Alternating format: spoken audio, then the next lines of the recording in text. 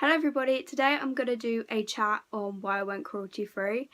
Well, not just why I went cruelty free, a chat about cruelty free, why I went cruelty free, why I transitioned, cruelty free brands, things like that. I did film this video, half of this video a minute ago, and it's a complete mess, so hopefully this will be better. And then I just sat and talked to the camera for what felt like ages and it wasn't filming. So that I'm lucky, hopefully. I am filming on my old phone and a little phone tripod, which is on a chair, which is why you can see this thing here. It's not the best angle, but it was the best place to put it, so that's why it's here. And if it looks like my inner corner of my false lash is coming off, just ignore that. I don't know if it is, but it kind of looks like it. So I'm going to do a chat on cruelty free, and the first thing I'm going to start with is why I went cruelty free. I am reading notes off of a blog post that I wrote a couple of months ago and uploaded about cruelty free, so if I keep looking at my phone, that's why. So I went cruelty free simply because I love animals and I'm against all animal cruelty, and I think it's really unfair how animals are tested on for our makeup and skincare products and stuff like that.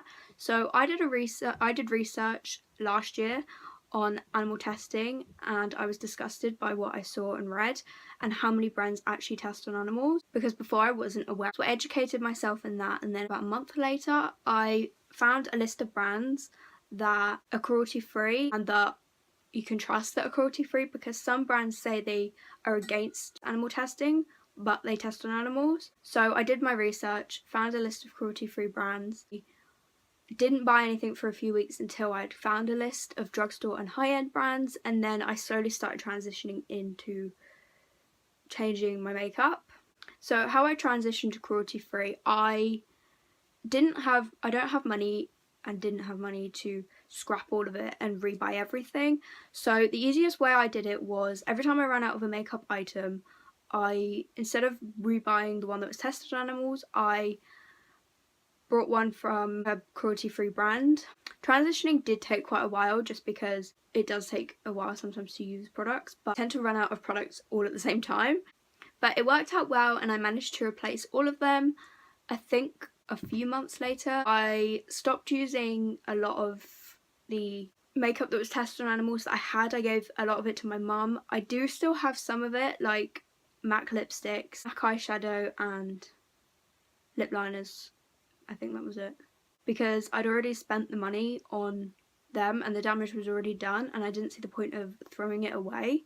So I kept those. I don't tend to use them that often though, but I have kept them. If you want to transition to cruelty free makeup, you don't have to get rid of all your old things because you've already bought them. I mean, I don't buy anything that's tested on animals, and so I just have the stuff that I already had that I'm still using up, which is like high-end makeup, like lipsticks and stuff. They seem to take the longest to use up, and I do have cruelty free lipsticks and stuff, but when you go cruelty free you don't need to get rid of it all. Unless you want to, then that's fine. Before I did go cruelty free, I did read blogs and YouTubes about transitioning, and a lot of people said that they kept their makeup that was tested on animals and they also gave some away, so it made me feel better that I wasn't throwing all of mine away. Does that make sense? This is very rambly. So I am gonna say some brands that are cruelty free. I think there's a mix of drugstore and high-end. So there's Barry M, which drugstore. I use Barry M all the time. Most of my makeup is Barry M, to be honest. They're really good and inexpensive. Too Faced. I have some Too Faced products which I really love. I don't have a ton of Too Faced stuff. I think I have 3 eyeshadow palettes and a mascara that came in the Grand Hotel Cafe at Christmas. Makeup Revolution are also a drugstore brand. Their products are really good. I have some of their products and I use them.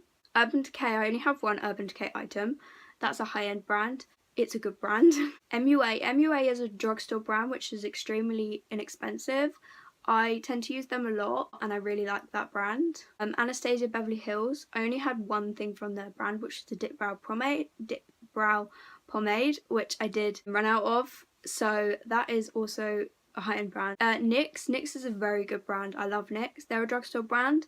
They're a little bit pricier than MUA and Barry M, but they are also really good. Tarte. I've never tried Tarte, anything from the brand Tarte, but they are a cruelty-free brand and they're high-end, but I always hear really good things about their stuff. Elf. Elf is a brand that I tried a few years ago and really liked, and then recently got 2 other things from there and I really like them. Over here you couldn't get them in drugstores until recently. Superdrug started stocking some of their stuff, but they are inexpensive. And Becca Cosmetics, which I've never tried anything from Becca Cosmetics, so I don't know what their brand's like, but I always hear really good things about them. LA Girl is an inexpensive brand which is really good. I think you can get them in drugstores in the US, but you can't get them over here in the shop. I don't think you get them in any shops over here, to be honest. I ordered mine on Beauty Bay. The brand B, which is a new, I don't know if it's new or I just didn't know existed until last year, brand in Superdrug, which they do skincare products and I think they do makeup, I'm not too sure. Superdrug's own brand. So Superdrug's own brand is really good and inexpensive. Obviously you can get it at Superdrug. Lush. I love Lush. Lush has recently become one of my favourite brands. Lush are a really good skincare brand. I think they sell makeup too. And 2 brush brands I know of which I use are Spectrum. Their brushes are made from synthetic hair and their brushes are amazing. I really love Spectrum. Spectrum's brushes are reasonably priced for quality. They are amazing quality. And also Real Techniques, their brushes are really, really good, and they're also made from synthetic hair. They're not real hair. So they're 2 brush brands that I know of. I don't really know of many brush brands that are cruelty free besides those 2, but that is my ramble, which might not have made any sense about cruelty free. But yeah, if there's any other cruelty free brands that you know of, then please let me know, because I am always looking for other cruelty free brands. There is like a really long list, like there are so many more, but those are the ones that I put in that blog post. So there are tons and tons and tons of cruelty free brands, some which I have heard of and some which I have never heard of. I don't know. Thank you for watching. I'll see you in my next video. Bye!